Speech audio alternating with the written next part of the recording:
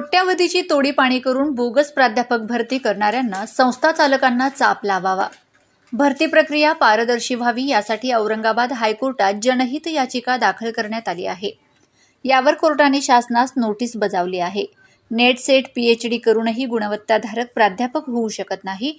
टेबलाखालून कोट्यावधी मोजून बोगस भरती करण्यात येते. त्यामुळे शिक्षणाचा दर्जा घसरला आहे. अशा अनेक बाबी या जनहित याचिकेत प्राध्यापक LA पाटील यांनी कोर्टासमोर आणल्या आहेत. कोर्टाने याची दखल घेतली आहे. शासनाला आपले म्हणणे सादर करण्यासाठी नोटीस काढली आहे. दरम्यान खाशीमध्ये 19 प्राध्यापक सिनियर कॉलेजच्या जागा निघालेल्या आहेत. याची भरती वादग्रस्त ठरणार आहे. दरम्यान या एका जागेसाठी कोटींचा भाव फुटला आहे. संपूर्ण महाराष्ट्रामध्ये 1500 जागा प्राध्यापकाच्या निघालेल्या आहेत. या भरतीत होणारा भ्रष्टाचार थांबविण्यासाठी LA पाटील यांची याचिकामुळे काही बदल घडण्याची शक्यता आहे.